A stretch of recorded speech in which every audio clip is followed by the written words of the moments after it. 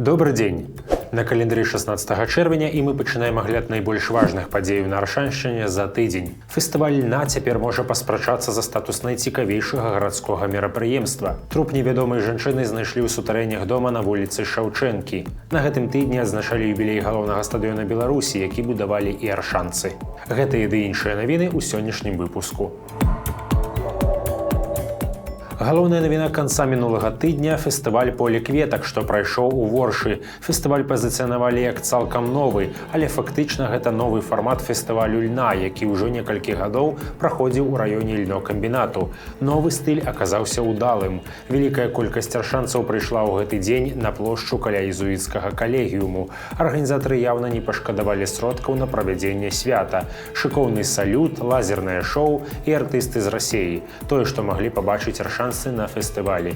Самі арганізатары таксама не аказаліся расчараванымі. Чыноўнікі амаль адразу пасля фэсту пачалі казаць пра яго перспектывы, у прыватнасці пра перспектывы пашырэння. У хуткім часе жыхароў раёну чакае яшчэ адзін маштабны фестываль – традыцыйны фэст купалле ў Александрыі.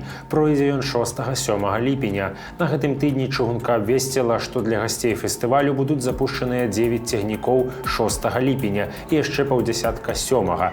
Фестываль праходзіць ужо шмат гадоў, і грошы на яго таксама не шкадуюць. Адсюль і маштаб мерапрыемства. У сённяшніх рэаліях відавочна, што галоўнымі выступоўцамі на александрыйскай сцэне таксама стануць расейскія музыкі. У пятніцу 14 чэрвеня ў падвале дому нумар 36 па вуліцы Шаўчэнкі знайшлі труп жанчыны. Па ўсіх прыкметах жанчына была бяздомнай і залезла ў падвал, каб пераначаваць. Там жанчына ляжала ў дастаткова спакойнай позе, што можа гаварыць пра негвалтоўную смерць.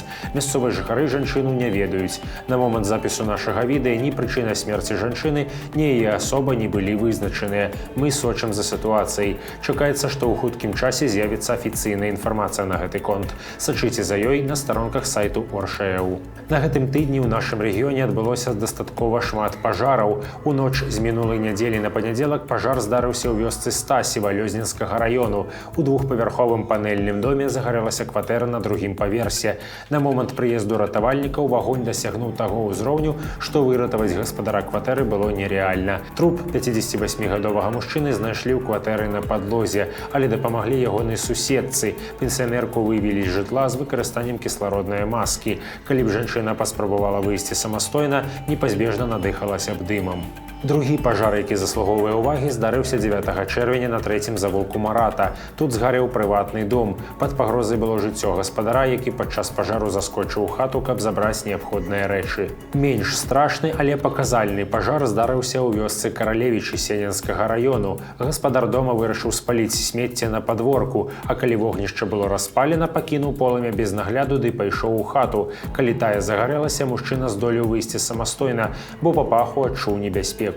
Не абышлося на тыдні без аварыяў. На Дубровінскай дарозе 8 чэрвеня непадалёку ад Лугаўцоў перакуліўся мікрааўтобус.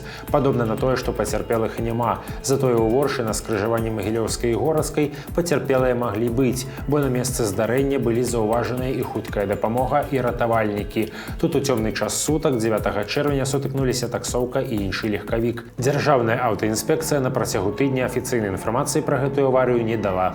12 чэрвеня споўнілася 90 гадоў менскаму стадыёну «Дынама». Прычым тут аршаншчына. Усё проста. У тым 1934 годзе футбольная каманда аршанскага «Дынама» згуляла ў самым першым матчы на арэне, якая на 10годдзе стала і сёння застаецца галоўнай у Беларусі. Тады аршанскія футбалісты саступілі менскаму «Дынама» 0-2. Папярэднічаў той гістарычнай першай гульні маштабны дынамаўскі парад на вуліцах Менску. Акрамя таго, аршанскія атлеты, якія ўваходзілі ў спартовае таварыства «Дынама», прымалі ўдзел яшчэ і ў будаўніцтве гэтага стадыёна ў беларускай сталіцы. Напрыканцы выпуску традыцыйна крыху пазітыву. Вечарам 13 чэрвеня над Воршай было незвычайнае і вельмі прыгожае неба. Проста паглядзіце на гэтыя фотаздымкі. Шаноўныя гледачы, просім вас падпісацца на наш канал, паставіць падабайку, а пасля прагляду пракаментаваць навіны, якія вас зацікавілі. Вам гэта не цяжка, нам прыемна, а іншым карысна. Такія невялікія дзеянні дапамагаюць распаўсюдзіць відэа як мага шырэй. Да сустрэчы на наступным тыдні.